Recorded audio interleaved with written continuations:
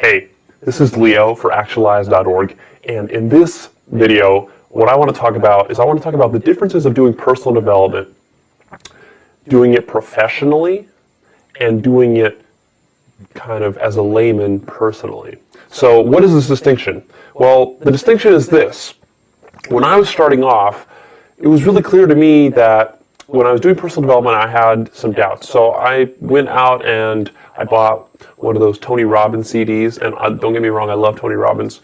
I don't want to bash him or anything or say anything bad, but one of the things that immediately came to mind for me, one of the objections was, well, sure, he can get the results because he's doing this professionally, whereas I'm the layman, I'm just going to buy one of these CDs or I'm going to read one of his books, and how can I expect to get the same kind of results as he's getting, right? So that was kind of an objection that I had when I was starting this whole thing off, because I said, well, I'm not a professional personal development guy. I'm not out there running seminars, and I'm not out there coaching people, and I'm not out there teaching people, and I'm not getting paid for doing this stuff. Because I think there is a difference, and it's important to recognize that there is a difference between when a professional gets results and when a layman gets results. So this can apply in other areas besides personal development. For example, what kind of results does a professional athlete get versus someone who plays a sport just as a hobby or just for recreation? Different results, right? A professional tennis player is going to get totally different results than a weekend tennis player who plays tennis at the country club. Same thing goes for golf. You know, what is Tiger Woods able to get? What kind of results versus the kind of results you're able to get if you play golf once every 2 weeks, right? Kind of different. There's a different level of commitment there. There's a different level of drive. There's a different level of practice that is going into this. And I think the same applies with not only sports, but also applies with pretty much anything in life where you're a professional. That's one of the perks of being a professional, is that when you're choosing what you want to be professional in, is that you can choose something that will also give you other payoffs besides just money, right? One of the nice things about being a professional athlete is that then you are athletic and you get a nice body, you get nice energy, you get these kinds of things.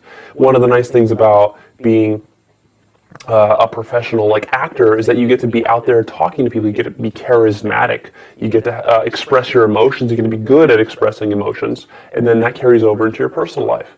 And I think one of the benefits of being someone like Tony Robbins or myself who's entering into this field is that you get to study personal development, and that you get to get a professional level of result rather than a layman level of result. But I don't want that to discourage you, because the reason I got on this topic is that I was really thinking about, you know, what can a layman expect to get from this stuff versus someone, a professional like myself, who does this for a living. And I think the difference is that, yeah, you have to understand that when someone like Tony Robbins is getting amazing results in his life, the reason he's getting those is because he's fully invested in this thing. And the scope of what he's doing is much larger than just taking a single book and reading it.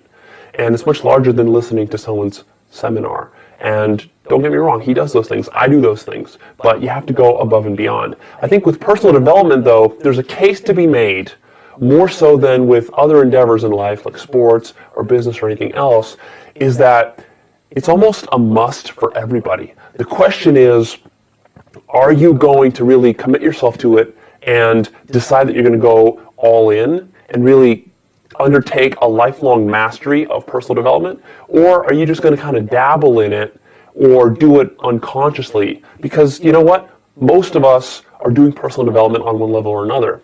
The only difference here is right now, if you're watching these videos or if you're reading books, stuff like that, we're calling it out, right? We're bringing conscious attention to it, and we're putting words to the stuff that's happening anyways. Because if you take any person anywhere that doesn't even know what personal development is, has never heard of it, they're still undergoing growth, and they're still learning things about themselves. It's just that that process, when it's made conscious, it can be a lot more effective, and it can be ruthlessly effective, and it can give you some amazing results. And when you're struggling through it on your own, and you've got nobody who's kind of helping you along or giving you advice, and you've got no one to bounce ideas off of, you don't have a book to read that will give you some helpful hints and tell you where you shouldn't go, the directions you shouldn't go, and tell you the good directions to go and gives you various techniques.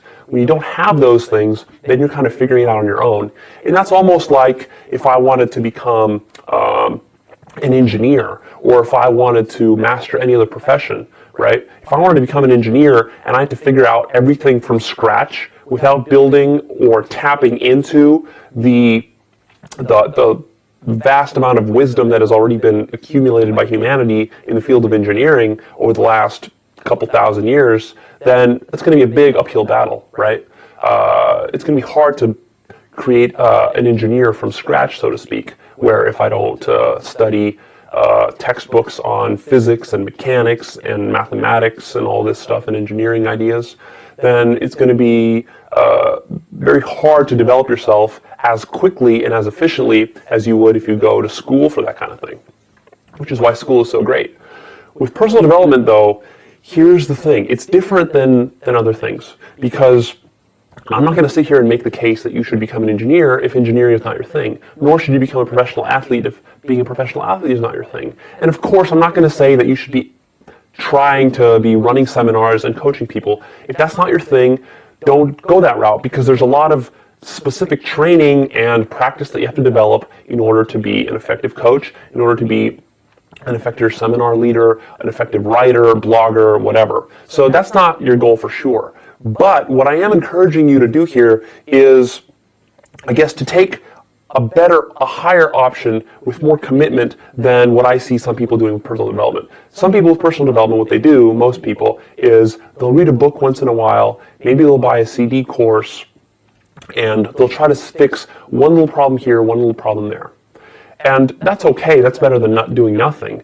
But what I think you need to really do if you're going to get into personal development, even if you don't do it professionally, is you still got to commit to learning what personal development is and learning the principles and really becoming a student, a lifelong student of this stuff.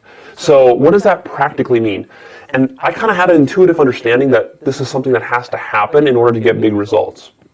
Because when I got started, I knew that reading one book was not going to be enough. In fact, when I first picked up a Tony Robbins book, or it was actually Wallace Wattles' The Science of Getting Rich. When I first picked that up, that was my first self-help book, and that just kind of opened my eyes to some of the possibilities of improving my health, and improving my business, and improving my abundance, and improving my finances. What I saw there was that this was not going to be fixed by one book, that I would have to really commit, and that I would have to start studying this stuff. And at that point, I wasn't planning to do this professionally at all. I got into that idea many, many years later. But already, when I first read that book, I already understood that, you know what, this is something that's going to take more initiative than I originally thought, and it's not going to be just a one-book type of deal. This is going to be something like, I'm going to be reading a book a week, I'm going to be maybe reading a book a month, I'm going to be studying this stuff for the rest of my life.